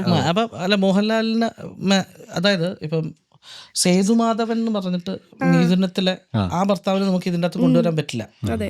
അപ്പം എൻ്റെ മനസ്സിൽ സുലുവിൻ്റെ ഏറ്റവും നല്ല ഹസ്ബൻഡ് സേതുമാധവനാണ്. അപ്പം ആ സേതുമാധവനെ കണ്ണൂരിലേക്ക് കൊണ്ടുവന്നു. അയാൾക്ക് ദിനേശ് എന്ന് പേരിട്ടു. അതാണ് ഇതിന്റെ ഗ്രാമർ, അതിന്റെ ഫോമുല അങ്ങനെയാണ്. അപ്പോൾ അയാളെ പെട്ടെന്ന് ഐഡന്റിഫൈ ചെയ്യാൻ വേണ്ടിയിട്ട് അയാൾക്ക് പലതവണ, പക്ഷേ ഇത് ഞാൻ പറയട്ടെ, പല ആളുകൾ പല രീതിയിൽ പറയുന്നുണ്ട്. എനിക്ക് ഒരു വീഡിയോയിൽ ആസിഫ് അലീന്റെ എന്തോ ഒരു കുറെ ഞാനിപ്പോ ഒരു അവിയല കമന്റ്സ് ഒക്കെ അല്ല കാണാറില്ല. ഞാനിപ്പോ ഒരു അവിയല, അതായത് ഇപ്പം വിനീത് ഇപ്പൊ മോഹൻലാൽ, വിനീത് ശ്രീനിവാസൻ, ഇപ്പം ധ്യാൻ ശ്രീനിവാസൻ, ഇന്ദ്രജിത്ത്, പ്രേംകുമാർ, പിന്നെ ആരൊക്കെ? ശ്രീനിവാസൻ, കുറെ ആൾക്കാരുണ്ട്. അതിപ്പം നമ്മൾ കേട്ട് ഏകദേശം താഴ്പ്പിച്ചു. അപ്പൊ ഇപ്പൊ ഒരു സൂപ്പർ മാർക്കറ്റ് അല്ല, നിങ്ങൾ അവിടെ വന്നിട്ട് എന്തെങ്കിലും എടുക്കുമോ എന്ന് പറയുമ്പോൾ അതത്രേ ഉള്ളു. സുലുവിന് അങ്ങനെ സുലുവിന്റെ മാനറിസംസ് ഭയങ്കര യുണീക്കാ. ഒരു എന്തെന്നാ ദിനേശായിട്ടാ നിങ്ങൾ കാണിക്കുന്നത്. ഒരു ഭയങ്കര ഒരു എന്താ പറയാ, ഒരു ഭയങ്കര പുതുമ എല്ലാത്തിലും. ഇത് മെയിൻറ്റെയിൻ ചെയ്യുന്നതിൽ ടഫ് ഉണ്ടോ? ഇടയ്ക്ക് മടുപ്പ് വരാറുണ്ടോ? അങ്ങനെ എന്തെങ്കിലുമൊക്കെ? മടുപ്പൊന്നും വരാറില്ല. ഞാൻ ദേഷ്യം വരാറുള്ളൂ. ചെയ്തിട്ടില്ലെങ്കിൽ അപ്പൊ വഴക്ക് കിട്ടും. അല്ല ഞാൻ പറഞ്ഞില്ലേ, ഇച്ചിരി ഒന്ന് യുണീക്കായിട്ട് തോന്നാൻ വേണ്ടി നമ്മൾ പറഞ്ഞില്ലേ, ഗോഷ്ടിയാണ് കൂടുതൽ കാണിക്കുന്നത്. ആ ഒരു നോർമൽ ഒരു പാറ്റേണിലല്ല ഡയലോഗ് പറയുന്നത് പോലും. ഡയലോഗ്സിന്റെ മീറ്റർ പോലും അങ്ങനല്ല. ഞാൻ അധികം അങ്ങനെ ചെയ്യാറില്ല. അപ്പൊ ചെയ്യാതിരിക്കുമ്പോ പറയും അങ്ങനെ ചെയ്യാൻ പറ്റില്ല, അതേപോലെ തന്നെ ചെയ്യണമെന്ന്. ഞാൻ പറയും ഇങ്ങനെ ഗോഷ്ടിയെല്ലാം കാണിക്കുമ്പോൾ ഭയങ്കര നമ്മൾ ചുണ്ടിങ്ങനെ എടുത്ത് പറയാൻ വേണ്ടിട്ട് പറയാറുണ്ട്. അപ്പോൾ അങ്ങനെ പറയുമ്പോൾ അവക്കതൊരു താല്പര്യമില്ലായ്മയുണ്ട് എപ്പോഴും. അങ്ങനെ എന്തിനാണ് കാണിക്കുന്നത്? പക്ഷെങ്കിൽ അത് ചില ആൾക്കാർക്ക് നന്നായിട്ട് തോന്നും, ചില ആൾക്കാർ വളരെ മോശം പറയുന്ന ആൾക്കാരുണ്ട്. ചീത്ത ഒരുപാട് കിട്ടുന്നുണ്ട് അവർക്ക്. എനിക്ക് അല്ല അത് ചീത്ത എന്തുകൊണ്ട് അവള് നന്നായിട്ട് ചെയ്യുന്നതുകൊണ്ടാണ് ചീത്ത കിട്ടുന്നത്. അസൂയ ഒരു മെയിൻ കാര്യം. കൂടുതലും എനിക്കാണ് നെഗറ്റീവ് വരാറ്. പക്ഷെ ചേച്ചിയുടെ ചെയ്യുമ്പോ നമുക്കൊരു, അതായത് ഇപ്പൊ എന്റെ പ്രായത്തിലുള്ള ആൾക്കാർക്ക് വരെ അതൊരു ഫണ്ണി ആയിട്ടും അതൊരു കൊമിക്കലായിട്ടും, നമ്മളിപ്പോ എന്തെങ്കിലും ടെൻഷനിൽ കണ്ടു ഒരു ഹാപ്പി ഫേസ് വരുന്നുണ്ട്. മോളെങ്ങനെ വീഡിയോയിലൊക്കെ കോർപ്പറേറ്റ് ചെയ്യാറുണ്ടോ? വീഡിയോസിലൊക്കെ ഉണ്ട്.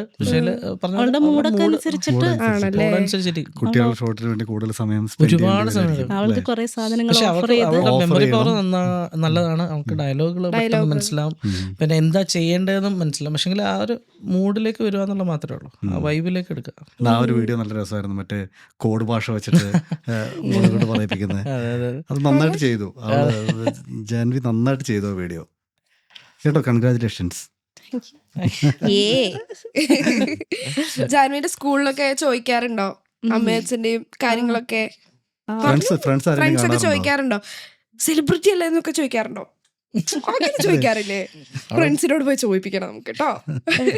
ബ്രൂട്ടലി ഹോണസ്റ്റ്, അവളെ ഇല്ലാന്ന് പറയില്ല.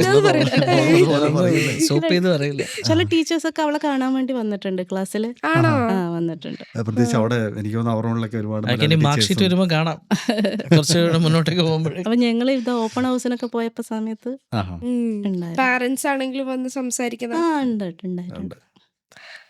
അപ്പോൾ ലൈഫിൽ മറ്റേ, അതായത് ഇപ്പോൾ ഒരു നിങ്ങൾ എടുത്ത് ഫിലിംസിലോട്ടൊക്കെ ഉള്ളൊരു ആഗ്രഹമുണ്ടോ? ഫിലിംസിലോട്ട് ഒരുപാട് ഓഫേഴ്സ് വന്നിട്ടുണ്ട്. ഇപ്പം റീസെൻ്റ്ലി ഞങ്ങൾ കൊച്ചിയിൽ പോയത് തന്നെ ഒരു പടത്തിൻ്റെ ഒരു ആവശ്യത്തിനായിരുന്നു. പക്ഷേങ്കിൽ അത് ഒന്നേൽ ജോലി വിടേണ്ടി വരും, അങ്ങനെ ഒരു കാര്യമുണ്ട്. കാരണം ഇവിടെ അറിയാലോ, പിന്നെ ഇപ്പം റീസെൻ്റ്ലി നമ്മൾ സംസാരിച്ചൊരു ഫിലിമിന് പോലും എനിക്കൊന്ന് മോർ ദാൻ 35 days വേണം. അത് മഴയായതുകൊണ്ട് എനിക്കൊന്ന് August 14th പറഞ്ഞാണ്, പിന്നെ അത് സെപ്റ്റംബർ 14th മഴ കാരണം അതിങ്ങനെ നീണ്ടു പുഷ് ചെയ്തുകൊണ്ട് പോവുക. അങ്ങനെ നമുക്ക് നമ്മുടെ ജോലി സ്ഥലത്ത് നമുക്ക് ജോലി സ്ഥലത്ത് എന്തോന്നു പിന്നെ സിനിമ എന്നവർ പറയില്ല. അങ്ങനെ കുറച്ച് സിനിമകൾ വന്നിട്ടുണ്ട്, പേരുകൾ പറയുന്നില്ല. പക്ഷേങ്കിൽ നമുക്ക് നന്നായിട്ട് അറിയാൻ പറ്റുന്ന കുറേ സിനിമകൾ വന്നിട്ടുണ്ട്. പക്ഷേങ്കിൽ അതൊന്നും നമുക്ക് അങ്ങനെ ഒരു ഇത് ചെയ്യാൻ താല്പര്യമുണ്ട്. അതായത് നല്ല ഓഫേഴ്സ് വന്ന് ജോലി വിട്ടിട്ട് ഞാൻ സിനിമയിലേക്ക് പോകും എന്ന് ഞങ്ങൾ ഇതിനെ കുറച്ചുകൂടി പ്രാക്ടിക്കലായിട്ടാണ് കാണുന്നത്. അപ്പോൾ സിനിമയുടെ ഒരു രീതി നമ്മളെങ്ങനെയാണ്, എനിക്ക് ഈ സീക്വൻസ് വർക്കൗട്ട് ചെയ്യാൻ കുറച്ചുകൂടി ഇഷ്ടമാണ്.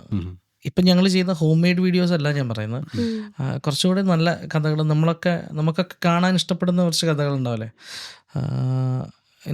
ലൈക്ക് ഒരു ബുദ്ധിജീവി സിനിമയല്ല, ഒരു നമുക്ക് വർക്കാവുന്ന സിനിമകളുണ്ടല്ലോ, അങ്ങനെ ചില ത്രെഡുകൾ നമ്മൾ പിച്ച് ചെയ്തിട്ടുണ്ട്.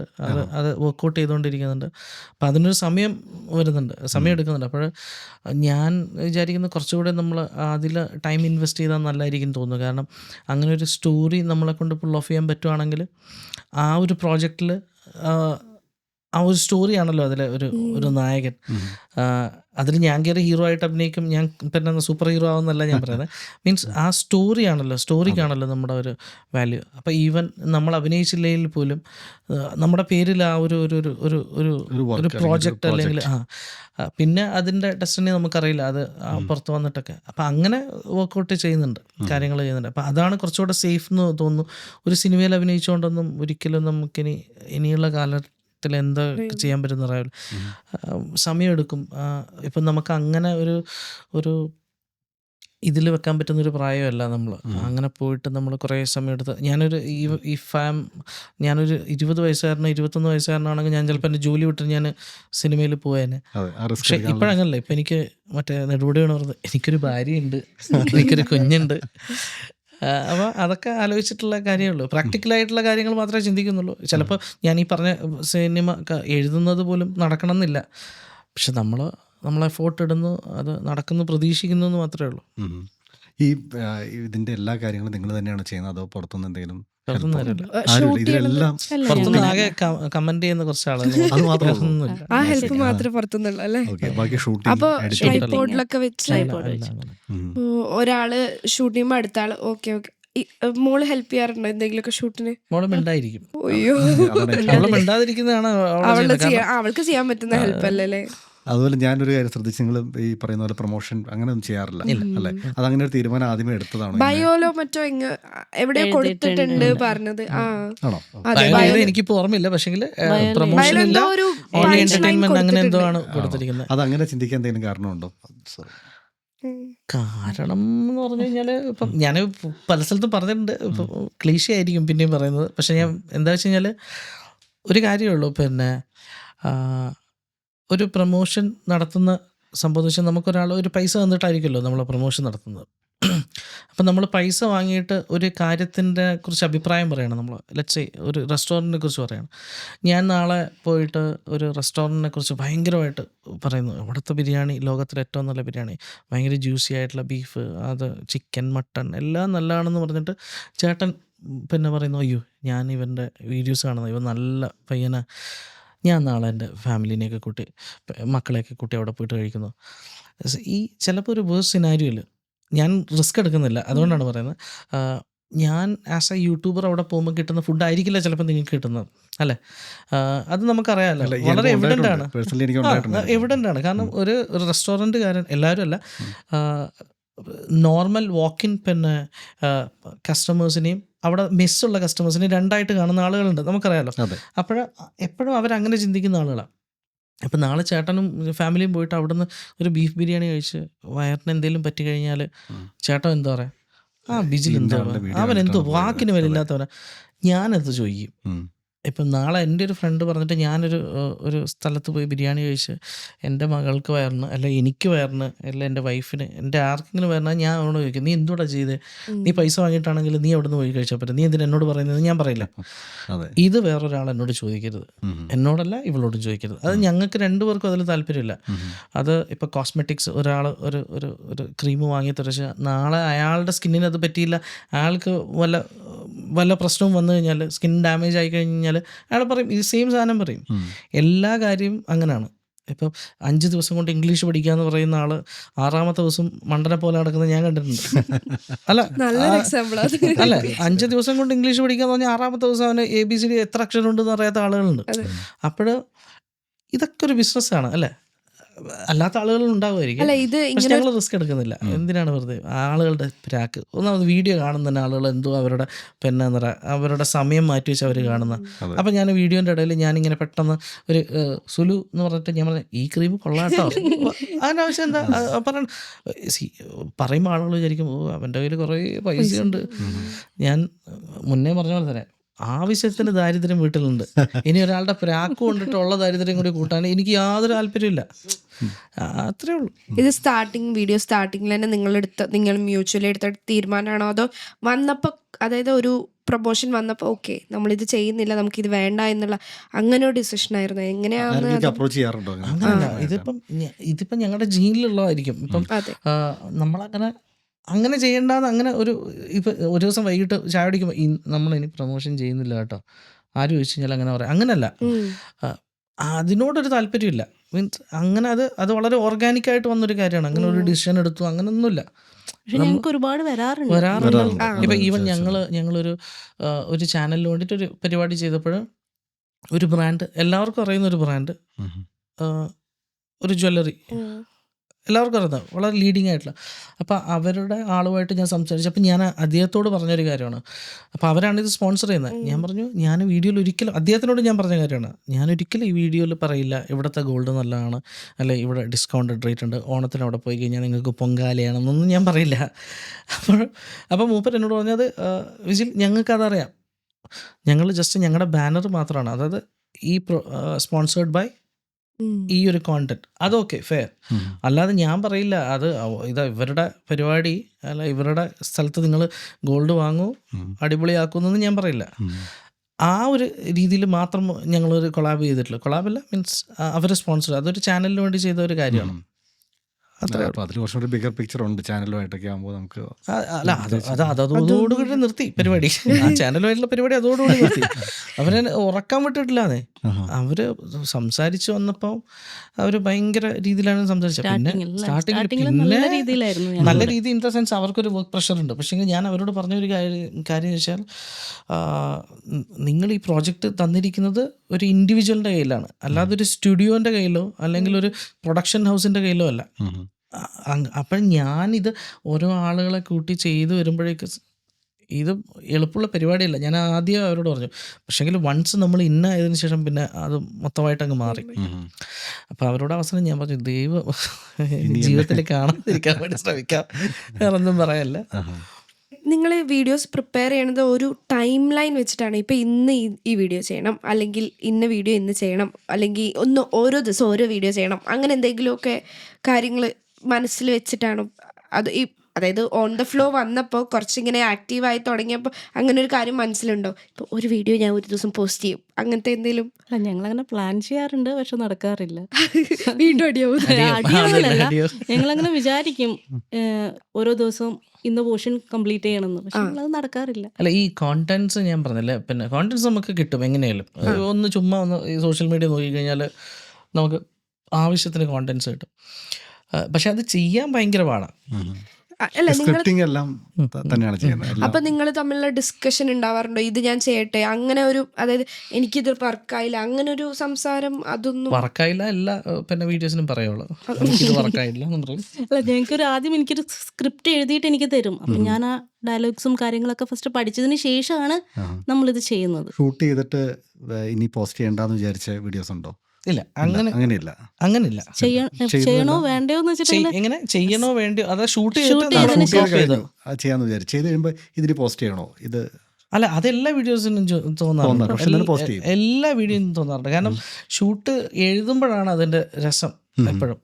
കാരണം നമ്മൾ എഴുതുമ്പോൾ എപ്പോഴും നമ്മുടെ മനസ്സിൽ മോഹൻലാൽ, പിന്നെ ശോഭന, അല്ലെ ഉർവശി, അല്ലെ മമ്മൂട്ടി, ജയറാം, ദിലീപ്, അങ്ങനെയൊക്കെ. പക്ഷെ ചെയ്യുന്നത് നമ്മളല്ലേ. അപ്പൊ അതിന്റെ ഔട്ട് കാണുമ്പോൾ അയ്യോടാ ഇതെന്താണ് എന്ന് എപ്പോഴും തോന്നാറുണ്ട്. അവസാനമൊക്കെ ആകുമ്പോഴേക്ക്, ഫൈനലാകുമ്പോഴേക്ക് ഞങ്ങളിത് കാണുമ്പോൾ ഇപ്പം അമ്പിയൊക്കെ ഇങ്ങനെ നോക്കിയിരിക്കുകയുള്ളൂ. ഞാനും ഇങ്ങനെ നോക്കും, ഇവള് ചിരിക്കുന്നുണ്ടോ നോക്കും. അവള് ചിരിക്കില്ല, ഞാനും ചിരിക്കില്ല. അവസാനം നമ്മളിങ്ങനെ വീഡിയോ ഇട്ടിട്ട് നമ്മളിങ്ങനെ കണ്ണടച്ചിരിക്കും. അപ്പോഴാരെങ്കിലും പറയും കൊള്ളാം എന്ന് പറഞ്ഞാൽ ഓക്കെ, അങ്ങനെയുള്ളു. നല്ല, അതായത് നിങ്ങൾ തമ്മിൽ അടി ഉണ്ടാവും എന്ന് പറയണത് നമ്മൾ വിചാരിക്കുന്നില്ല. കാരണം വീഡിയോയിൽ മാത്രമല്ലേ അടി ഉണ്ടാവുള്ളൂ എന്നാ വിചാരിക്കുക. അല്ല, കണ്ടന്റിന്റെ കാര്യത്തിലല്ലേ അടി, അതുകൊണ്ട് വലിയ പ്രശ്നമൊന്നും. റിയൽ ലൈഫിലാണ് കൂടുതലടി. മറ്റേ ഇതിലൊക്കെ കുറച്ചുകൂടെ പിന്നെ ഇന്നസെന്റ് ആയിട്ടുള്ള അടികളല്ലേ വീഡിയോസിൽ. അങ്ങനെയൊക്കെ ഇത് ആദ്യം തൊട്ടേ ഉണ്ടോ? അതെ, എങ്ങനെ നമ്മൾ കല്യാണം കഴിച്ച എല്ലാവരോടും ചോദിക്കുന്നതാണ്, കല്യാണം കഴിച്ചപ്പോൾ തൊട്ടുണ്ടോ അതോ അതിന് മുമ്പ് കല്യാണം കഴിക്കുന്നതിന് മുമ്പേ ഉണ്ടല്ലോ. ഉണ്ട്? ഓ പിന്നെ കല്യാണം കഴിക്കുന്നതിന് മുമ്പേ ഇപ്പം ഞാൻ ജോലി ഇല്ലാതെ തെണ്ടി കിടക്കുന്ന സമയത്തേ ഈ അടിയൊക്കെ ഉണ്ട്. അപ്പം ഞങ്ങള് love marriage ആണ്. എൻ്റെ ക്ലാസ്മേറ്റ് ആയിരുന്നു ഇവള്. കണ്ണൂരല്ലേ? അതെ അതെ അതെ, കണ്ണൂർ കല്യാശ്ശേരി. അന്നത്തെ എന്തെങ്കിലും അഡ്വഞ്ചറസ് ചെയ്ത കാര്യങ്ങളെല്ലാം ഓർമ്മയുണ്ടോ? കല്യാണം വേറെന്താ അതും ഒരു അഡ്വഞ്ചറാണ്. വേറൊന്നുമില്ല. അല്ല അങ്ങനല്ല, ഞങ്ങളുടെ ഒരു ലോങ് ഡിസ്റ്റൻസ് റിലേഷൻഷിപ്പ് ആയിരുന്നു. അതായത് +2 കഴിഞ്ഞ് പിന്നെ ഞാൻ പറഞ്ഞല്ലോ, ഞാനിപ്പം കോളേജൊക്കെ ഇപ്പോൾ ഇവിടെ ആയിരുന്നു, ബാംഗ്ലൂരായിരുന്നു. പിന്നെ അതിനുശേഷം ജോലി അന്വേഷിച്ചൊരു ഒരു പിന്നെ എന്താ പറയുക, ഒരു ഭാരത യാത്രയായിരുന്നു. അങ്ങനെ ഞാൻ ബോംബെ, ഡൽഹി ഈ സമയത്തൊക്കെ ആയിരുന്നു പ്രേം അല്ലേ? ബോംബെ കഴിഞ്ഞിട്ടല്ല പ്രേം. ബോംബെ കഴിഞ്ഞ് വന്നപ്പോഴാണ് പ്രേമം തുടങ്ങിയത്. ബോംബെ സമയത്ത് ഇങ്ങനെ അല്ല ചെറുങ്ങനെ ഇങ്ങനെ നാമ്പുകൾ ഇങ്ങനെ സ്റ്റാർട്ട് ചെയ്തിട്ടുള്ളൂ, മുട്ടിട്ടതേ ഉള്ളൂ. അത് ബോംബെ കഴിഞ്ഞു അപ്പൊ ഡൽഹി. ആ സമയത്ത് ഫോൺ അയ്യോ ഞങ്ങൾക്ക് സോറി എനിക്ക് 60 വയസ്സൊന്നും ഇല്ല. അന്ന് കത്തിലൂടെ ആയിരുന്നു ബന്ധങ്ങളെല്ലാം. സോറി ഞങ്ങളത്ര വയസ്സന്മാരല്ല. അല്ല അത് ഇവര് പറഞ്ഞ ഒരു കറക്റ്റാണ്. ഈ വയസ്സായ മിക്ക ആളുകളും ചേട്ടന്മാര് വരെ എന്നെ ദിനേശ് ചേട്ടൻ എന്ന് വിളിക്കുക. അല്ല നിങ്ങൾ എന്നൊക്കെയാ വിളിക്കാൻ, നിങ്ങള് ദിനേശ് ചേട്ടാ. അപ്പം അവര് വിചാരിക്കുന്ന വേറൊരു സ്ക്രീൻ ഏജ് ആണ് അവർ ഉദ്ദേശിക്കുന്നത്. ചിലതിലൊക്കെ നമ്മൾ മേക്കപ്പ് ചെയ്ത് അങ്ങനെ ചെയ്യുന്നുണ്ടല്ലോ. അല്ല ഞാൻ അങ്ങനെയല്ല കേട്ടോ. അല്ലല്ല അത് കുഴപ്പമൊന്നുമില്ല. ഇതെന്തോ കുഴപ്പം. അതല്ല എന്റെ അല്ല ചെറുപ്പത്തിൽ കമന്റ്സിലൊക്കെ ഇത് ഇവളെന്റെ അമ്മയാന്നൊക്കെ പറയാം. അങ്ങനെയാണ് എനിക്ക് കൂടുതൽ അമ്മയും മോനെയും പോലെ ഉണ്ടെന്നാണ് കൂടുതലും വരാറ്. അത് വെച്ചാൽ എനിക്ക് റേഷൻ കാർഡിൽ ഇവളുടെ പേര് വെക്കാൻ പറ്റും അമ്മയാന്ന് പറഞ്ഞിട്ട്. അല്ല അത് അവരത് ആലോചിക്കണ്ടില്ല. എനിക്കത് സ്റ്റാർട്ടിങ്ങിലൊക്കെ ഒരു ബുദ്ധിമുട്ട് തോന്നി. പിന്നെ എനിക്കത് ഞങ്ങൾ വീഡിയോ സ്റ്റാർട്ട് പിന്നെ ഞാൻ ചെയ്യുന്ന അവളോട് പറഞ്ഞു, സമയത്ത് അതുകൊണ്ടല്ല എന്നെ കാണാൻ കൂടുതൽ ഭംഗിയുള്ളത് കൊണ്ടായിരിക്കാം, നമ്മൾ ആ ഒരു കാര്യം നമ്മൾ നോക്കണമല്ലോ. അപ്പൊ ഞാൻ അവളോട് എടി അതല്ല, അതിപ്പോ ഞാൻ സൂപ്പർ ആയതുകൊണ്ട് ഇപ്പൊ കൂടുതൽ ചേച്ചിമാരാ പറയാം. കാരണം ചേച്ചിമാർക്ക് ഇവളെ കുത്തി നോക്കിക്കുന്ന ഇഷ്ടമാണ്, ചേട്ടന്മാർക്ക് എന്നെയും. ചേട്ടന്മാർ നീ എന്തോടാ ചെയ്തത് അവളെ നോക്കുക പറയും. അപ്പൊ അവളോട് ചേച്ചിമാര് പറയും അയ്യോ ചേച്ചി പോരാട്ടോ, ചേട്ടൻ കൊലക്കൻ. എന്നോട് അതേപോലെ കുറെ ആൾക്കാർ പറയും എടാ നീ പോരാട്ടോ, നീ തീരെ പോരാ.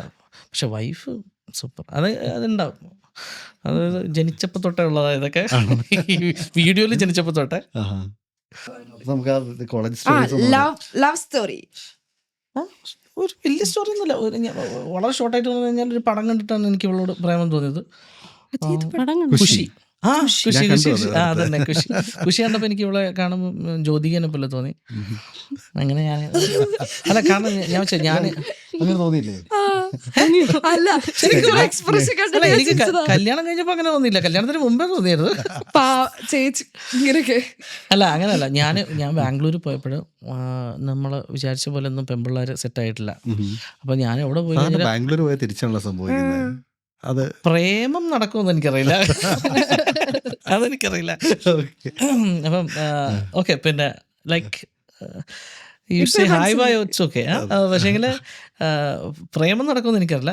പ്രേമത്തിന് പറ്റിയൊരു മെറ്റീരിയൽ ആയിരുന്നില്ല ഞാൻ ആ സമയത്ത്. അങ്ങനെ ഒരു വികൃത വലിയ ഭംഗിയൊന്നും ഉണ്ടായില്ല. അങ്ങനെ ഒരു ടോക്ക് പെമ്പിള്ളേർക്ക് ഇഷ്ടപ്പെടണല്ലോ. എന്നിട്ട് ഇവക്ക് ഇഷ്ടപ്പെട്ടില്ലേ? അത് ശരി. അല്ല ഞാൻ ഒരു ജീവിതം കൊടുത്തതാ ഇവക്ക്. അല്ലല്ല അവിടെയുള്ള മിക്ക പെമ്പിള്ളേർക്ക് തന്നെ ഇഷ്ടമായിരുന്നു. അതൊക്കെ അല്ല ഞാനങ്ങനല്ല. അപ്പം ഞാൻ ഈ അല്ലല്ല ബാംഗ്ലൂരിൽ എൻ്റെ അവസ്ഥ ഭയങ്കര ദാരിദ്ര്യമായിരുന്നു. അവര് അവിടെ നോക്കിയപ്പോഴ് അവർക്കെല്ലാം ഒരു നോർത്ത് ഇന്ത്യൻ ഒരു വീറ്റ് ഷെയ്ഡുള്ള ആളുകളായിരുന്നു ഇഷ്ടം. അപ്പോൾ അവരൊക്കെ എപ്പോഴും നമ്മളെ മറ്റേ ഈ സിനിമയിലെ സഹനടനെ പോലെ കാണുന്നതാണ്. വിസിൽ കേസേ തൂ ആ ഒരു പരിപാടി, അത്രേ ഉള്ളൂ. അപ്പം ഞാൻ നോക്കിയപ്പോൾ എനിക്ക് പെണ്ണ് കിട്ടില്ല ഉറപ്പായി. അപ്പോഴാണ് ഞാനിങ്ങനെ പഴയ ലിസ്റ്റ് അല്ല അല്ല ഇവളെനിക്ക് ഓൾറെഡി ഹിന്റൊക്കെ തരുന്നുണ്ട്, എനിക്ക് നിന്നെ ഇഷ്ടമാണെന്നൊക്കെ ഉള്ള. അല്ല ഞാൻ നോക്കിയപ്പോൾ എനിക്ക് പിന്നെ പണ്ടേ ഇവളെ ഭയങ്കര ഇഷ്ടമായിരുന്നു. അതായത് പിന്നെ പഠിക്കുന്ന സമയത്ത് എനിക്ക് ഭയങ്കര ഇഷ്ടമായിരുന്നു അവളെ. പക്ഷെ അത് പ്രേമം എന്നുള്ള രീതിയിലൊന്നും ഇല്ല. മറ്റേ നമ്മള് ബെസ്റ്റ് ഫ്രണ്ട് എന്നൊക്കെ പറയാം. ഞങ്ങള് കൊറോണക്ക് മുന്നിലുള്ള ബാച്ചാ. അപ്പൊ ഞങ്ങൾ ബെസ്റ്റ് ഇല്ല. അല്ല ബാംഗ്ലൂരത്തെ കഥ പറഞ്ഞപ്പോ അല്ല ബാംഗ്ലൂരിൽ അന്ന് ബെസ്റ്റ് ഇല്ല, അന്ന് വേറെ എന്തോ ഒരു പേരാ പറയുന്നില്ല. അല്ല അത് വേറൊരു പേരായിരുന്നു. അങ്ങനെ ഞാൻ നാട്ടിൽ തിരിച്ചു വന്നു. ബാംഗ്ലൂരിൽ നിന്ന് പഠിപ്പ് കഴിഞ്ഞ് തിരിച്ചു വന്നപ്പോഴ ജോലിയില്ല. അപ്പം ഞാനിങ്ങനെ നോക്കിക്കഴിയുമ്പോഴായിരുന്നു ഇങ്ങനെ ഖുഷി പടം കണ്ടത്. ഞാൻ ആദ്യമായിട്ടായിരുന്നു ഖുഷി കാണുന്നത്. ടി വിയിൽ ഇങ്ങനെ വന്നപ്പോൾ അപ്പോഴെനിക്ക് ഭയങ്കരമായിട്ട് ഇഷ്ടപ്പെട്ടു. അപ്പോൾ എനിക്ക് ജ്യോതികനെ ഭയങ്കര ഇഷ്ടം. അപ്പം ഞാനിങ്ങനെ പുറത്തൊക്കെ പോകുമ്പോൾ, അമ്പലത്തിലൊക്കെ പോകുമ്പോൾ പെമ്പിള്ളേരെ നോക്കും, ജ്യോതികയെ പോലെ ആരെങ്കിലും ഉണ്ടോ? നമ്മൾ അമ്പലത്തിൽ പോകുന്ന പെമ്പിള്ളേരെ നോക്കാനാണല്ലോ. അപ്പോൾ നമ്മളിങ്ങനെ പെമ്പിള്ളേരൊക്കെ നോക്കുമ്പോൾ ജ്യോതികനെ പോലെ ഒന്നും ആരെയും കാണുന്നില്ല. പെട്ടെന്ന് എൻ്റെ മനസ്സിൽ ചേട്ടാ അംബികനെ കാണാൻ ജ്യോതികനെ പോലെ ആണല്ലോ. ഞാൻ വെച്ചു ഒന്ന് കുഴപ്പിച്ചെടുത്ത് കഴിഞ്ഞാൽ ജ്യോതികയാവും. അതായത് ആള് ഓക്കെ ആയിരിക്കും, ഇച്ചിരി പിന്നെ തടിയൊക്കെ വെച്ച് കഴിഞ്ഞാൽ നമുക്ക് കറക്റ്റാണ്, ഓക്കെ ആണ്. അങ്ങനെ വിചാരിച്ചു. അല്ല പേടിക്കണ്ട, ഇപ്പോഴല്ല, പണ്ടത്തെ കാര്യമായിരുന്നു. അപ്പം ഞാൻ വിചാരിക്കാം ജ്യോതികനെ പോലെ അല്ല, ജ്യോതിക ആളെ മനസ്സിലായില്ലേ, ഇനി ഇവിടെ കണ്ടിട്ട് മാറിപ്പോയത്. ഓക്കെ, അപ്പോഴേ ഞാൻ വിചാരിച്ചു. അപ്പം ഞാൻ എൻ്റെ കുറച്ച് ഫ്രണ്ട്സിനോടൊക്കെ പറഞ്ഞു, ഞാനിങ്ങനെ പ്രേമിച്ചാലോ എന്നുണ്ട്, എന്താണ് നിങ്ങളുടെ അഭിപ്രായം? അപ്പോൾ അവരെല്ലാവരും പറഞ്ഞിടാ, നിനക്ക് പെണ്ണ് കിട്ടാൻ പാടാണെന്ന് ഉറപ്പാണ്, നീ ഒരു കാര്യം ചെയ്ത് പ്രേമിച്ചാൽ, സത്യമാണ് പറയുന്നത്, ചിലപ്പോൾ ഞാൻ പ്രേമിച്ചില്ലായിരുന്നെങ്കിൽ ഞാൻ ഇപ്പോഴും പെണ്ണ് കിട്ടാതെ നടക്കുന്നുണ്ടാവുമായിരിക്കും. അല്ല ആയിരിക്കാം. അപ്പോൾ എന്നോട് പറഞ്ഞു ഇങ്ങനെ നോക്കിക്കോളൂ. അപ്പോഴേ ഇവളാണെങ്കിൽ പഠിച്ച് പനമരം പോലെ കയറി പോവുക. അങ്ങനെ ഞാൻ ഇവിടെ പ്രേമൊക്കെ ഇവളോട് പറഞ്ഞു. എനിക്കിത് കേൾക്കാൻ അല്ല, പഠിച്ചങ്ങ് പോവാണ്. ഇത് ഇവിടെയൊക്കെ പോകുന്നത്, ഞാനൊക്കെ പഠിച്ചിറങ്ങി, എന്നിട്ട് ഇവളിങ്ങനെ പഠിക്കുക. അങ്ങനെ ഞാനിവിടെ എങ്ങനെയെങ്കിലും ഒരു ജോലിക്ക് എന്നുള്ള രീതിയിൽ ഞാൻ ഡൽഹിയിൽ നിന്ന് പിന്നെ ഇവിടത്തേക്ക് വന്നു, നമ്മുടെ ഷാർജ ദുബായിൽ വന്നു. അപ്പോൾ ഒരു സപ്ലൈ കമ്പനിയുടെ, അപ്പം ഞാൻ പഠിച്ചൊക്കെ വിട്ടിട്ട് കല്യാണം കഴിക്കണമല്ലോ, എവിടെങ്കിലും കയറി എങ്ങനെയും പോകണം എന്നുള്ള രീതിയിൽ ഞാൻ ഇവിടെ ഒരു കമ്പനിയിൽ കയറി. വളരെ ചെറിയ സാലറി ഒക്കെ ആയിരുന്നു. അപ്പോൾ ആ സമയത്ത് ഇവള് പഠിച്ചുകൊണ്ടിരിക്കുക. അപ്പോഴന്ന് എൻ്റെ ഒരു ഫ്രണ്ട് എന്നോട് തട്ടത്തിൻ മറയത്തൊക്കെ ഇറങ്ങിക്കഴിഞ്ഞ ഒരു സമയമാണെന്ന് തോന്നുന്നത്. അപ്പം എന്നോട് പറഞ്ഞു, നിൻ്റെ വൈഫ് അല്ല, നിൻ്റെ പെണ്ണ് പഠിച്ചുകൊണ്ടിരിക്കുകയാണ്, അവൾ മാസ്റ്റേഴ്സും കൂടി എടുത്തു കഴിഞ്ഞ് കഴിഞ്ഞാൽ ചിലപ്പോൾ ഒക്കെ നല്ല പയ്യനെ കിട്ടും, ഇപ്പം നോക്കിയോന്ന് പറഞ്ഞു.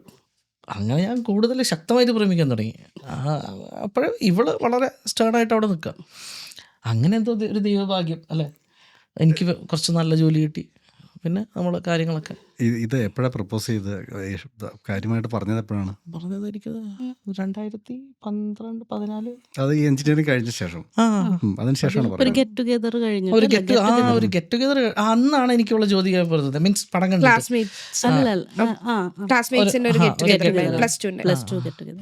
അപ്പൊ കണ്ടപ്പോ എനിക്ക് ഭയങ്കരമായിട്ട് ഇഷ്ടമായി. ഇഷ്ടമല്ല, പണ്ടേ ഇഷ്ടമായിരുന്നു. അപ്പൊ ഇത് പിന്നെ വേറെ രീതിയിലൊരു റൂട്ട് ഞാൻ അങ്ങ് മാറ്റി പിടിച്ചു. അല്ല, ജ്യോതികനെ പോലെ ഉണ്ട് വെറുതെ. ഇപ്പൊ ഞാൻ പറയില്ല, ചോദ്യ കേസ് എങ്ങനെ കൊടുത്തു കഴിഞ്ഞാൽ ഞാനിതിന്റെ പുറകെ നടക്കേണ്ടി വരും. സൂര്യക്ക് ഇപ്പൊ കേരളത്തിലൊക്കെ വന്നുകൊണ്ടിരിക്കുന്ന സമയമാണ്. അല്ല, ആ പ്രണയകഥ ഒരു വെറൈറ്റി പ്രണയകഥയായിരുന്നു. അല്ല, പ്രത്യേകിച്ചൊന്നുമില്ല അതിനകത്ത്, വലിയ ഹാപ്പണിങ്സും കാര്യങ്ങളൊന്നുമില്ല. പിന്നെ ആകെ എനിക്ക് അതിനകത്ത് ഇൻട്രസ്റ്റിംഗ് ആയിട്ട് തോന്നുന്നത് ഈ ജ്യോതികയുടെ സാധനം. മാത്രമാണ്. ഞാൻ അതൊരു സംഭവമാണ്. അടിപൊളി. ശരിക്കും 1 മണിക്കൂർ സമയം പോയത് അറിഞ്ഞില്ല. ഓൾമോസ്റ്റ് 1 മണിക്കൂർ ആയി നമ്മുടെ. അപ്പോൾ വന്നതിൽ ഒരുപാട് സന്തോഷം. Thank you so much. നിങ്ങളുടെ കണ്ടന്റ് പോലെ തന്നെ മനോഹരമായൊരു സെഷനായിരുന്നു. We had a lot of fun അല്ലേ? Very fun. ഞാൻ കുറെ ചിരിച്ചു, നല്ല ചിരിച്ചു.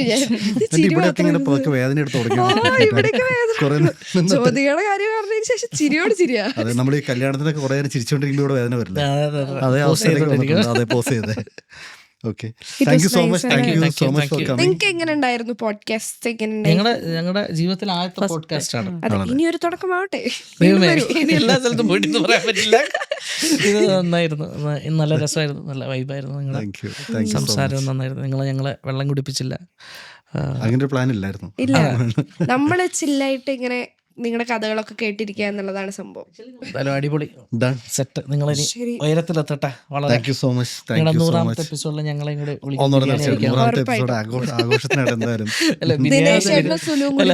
ബിരിയാണി കഴിക്കാൻ വേണ്ടി വിളിക്കും. വേറെ ഒന്നുമില്ല, ബിരിയാണിക്ക് വിളിച്ചാൽ മതി. അത് സെറ്റാക്കാം. ശരി, thank you so much for being here.